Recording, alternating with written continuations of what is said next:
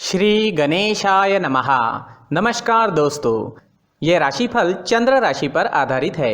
चंद्रमा मन का कारक है। हमारे मन पर जो भी उतार चढ़ाव आते हैं वो चंद्रमा की स्थिति लेकर आती है और इस वजह से चंद्रमा की पोजीशन हमारे रोज के जीवन को बहुत ज़्यादा प्रभावित करती है और इसके अकॉर्डिंग हमारा दिन अच्छा या बुरा जाता है।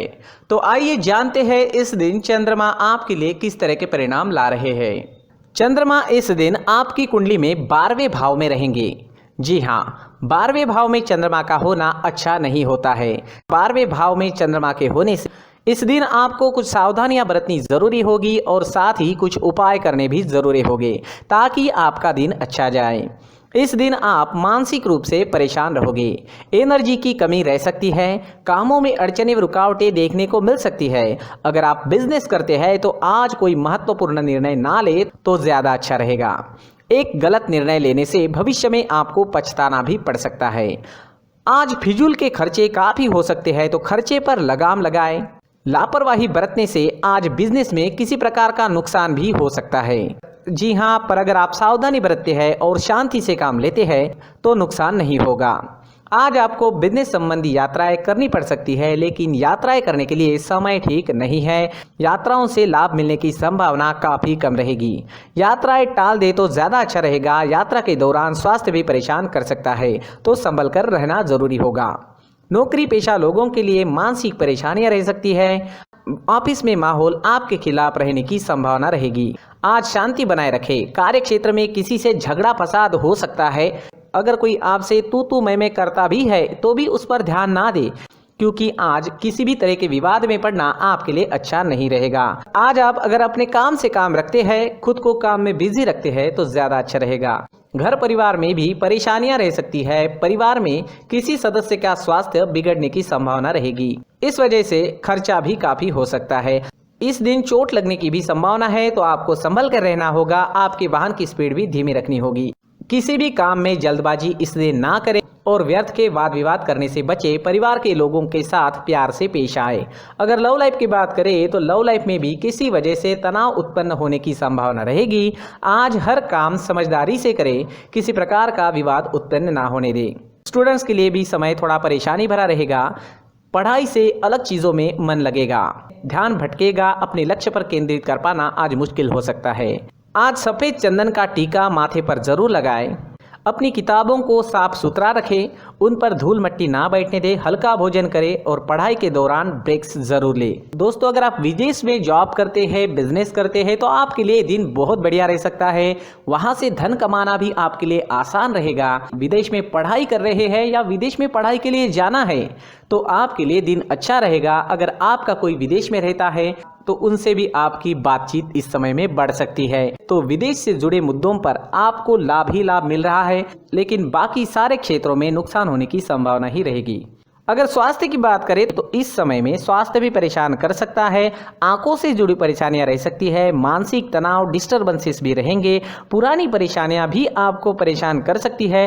आज हल्का भोजन ले, सुबह टहलने जरूर जाए, कौवों को रोटी खिलाए, मंदिर जाकर भगवान का दर्शन ले और 1 रुपए का सिक्का गुल्लक में जरूर डाले और माथे पर चंदन या केसर का तिलक जरूर लगाए, तो काफी हद तक परेशानियां खत्म हो जाएगी। इस दिन आपके लिए पीले रंग का इस्तेमाल करना अच्छा रहेगा और 3 अंक इस दिन आपके लिए लकी साबित हो सकता है। दोस्तों, ये राशिफल चंद्र राशि पर आधारित है।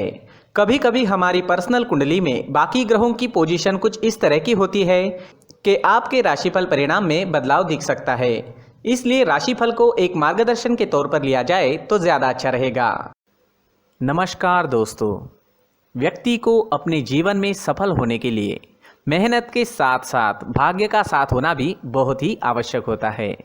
अगर व्यक्ति का भाग्य उसका साथ देता है तो कम मेहनत में ही अधिक सफलता प्राप्त होती है।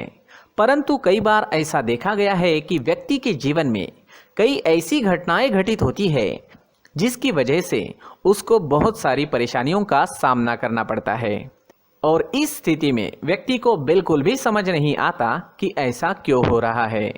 दरअसल आपके घर में ही कुछ ऐसी चीजें होती है जो हमारे भाग्य को प्रभावित करती है, हमारे जीवन को प्रभावित करती है। और उन चीज़ों के आसपास होते हुए भी हमें वो चीज़ें नज़र नहीं आती। वह चीज़ें हमारे चारों तरफ एक अजीब सा घेरा बनाकर रखती है, परंतु हम उसको नहीं देख पाते।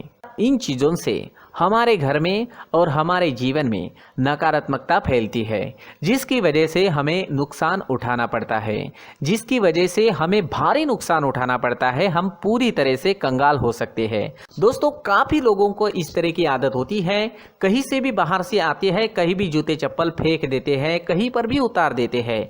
कुछ लोग तो घर के एंट्री के मेन डोर के सामने ही जूते या चप्पल डायरेक्टली उतार देते हैं। दोस्तों, ध्यान रखें, जूते चप्पल हमेशा साफ सुथरे रखें और उनको उनकी जगह पर रखें। उनके लिए एक स्थान बनाएं, उस स्थान पर रखें। अगर कोई व्यवस्था उनके लिए की है तो बहुत ही अच्छी बात है, वहां पर उन्हें रखें, साफ सुथरा रखें। जूते चप्पलों को उनकी जगह पर कुछ इस तरह से रखें कि वो देखने में भी अच्छी लगे। अगर वो चीजें देखने में अच्छी लग रही है तो फिर उनसे नेगेटिव एनर्जी उत्पन्न होने की संभावना बिल्कुल भी नहीं रहेगी। तो दोस्तों, इस बात का ध्यान जरूर रखें। साथ ही दोस्तों, एक और बात है जिस पर आपको ध्यान देना बहुत जरूरी होता है। हमारे घर के छत के ऊपर जिन चीजों का हमें काम नहीं होता है, उन्हें हम घर के छत के ऊपर रख देते हैं। ऐसा करते करते देखेंगे तो घर के छत के ऊपर कबाड़ जमा दिखता है।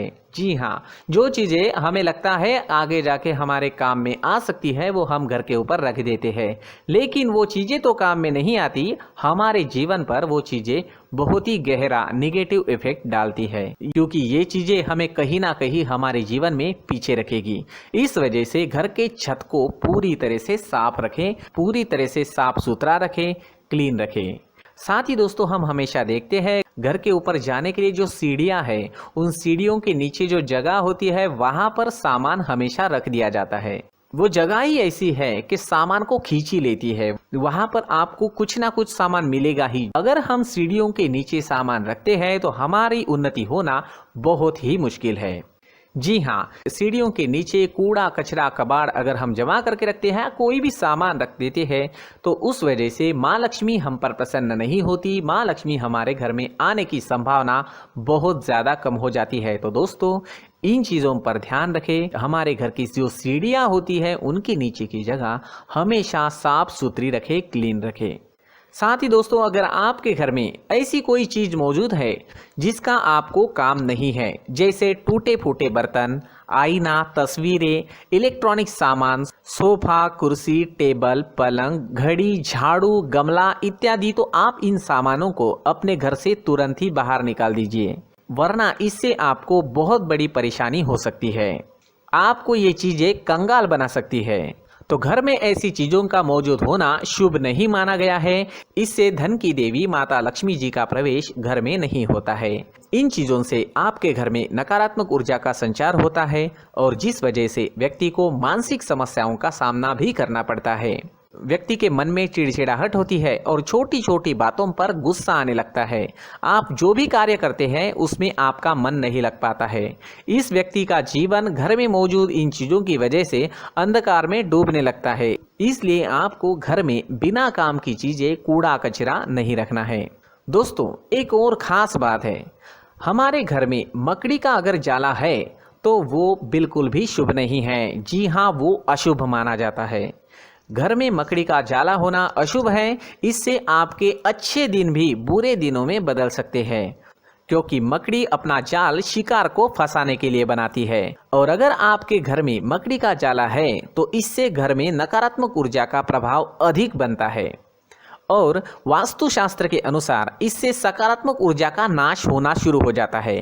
दोस्तों, मुख्य द्वार भी हमेशा साफ सुथरा रखें। मुख्य द्वार को हमेशा सजाया जाता है, क्योंकि मुख्य द्वार से ही हमारे घर में लक्ष्मी का प्रवेश होता है। तो मुख्य द्वार को साफ सुथरा रखें और सजा कर रखें तो बहुत अच्छा रहेगा।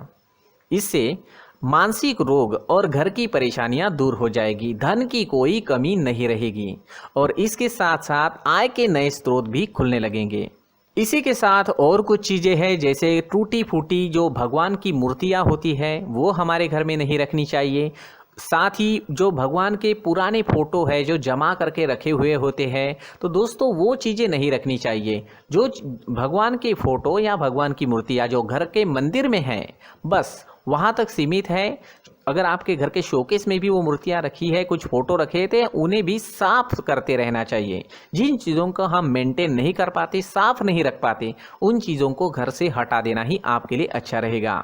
साथ ही दोस्तों कुछ तस्वीरें हैं, जैसे डूबते नाव की तस्वीर या फिर झगड़े की तस्वीर या फिर कुछ ऐसी तस्वीरें होती है जो देखते ही हमें समझ में आ जाता है कि ये तस्वीर निगेटिविटी दर्शा रही है। इस तरह की तस्वीर भी आपको आपके घर में नहीं रखनी है।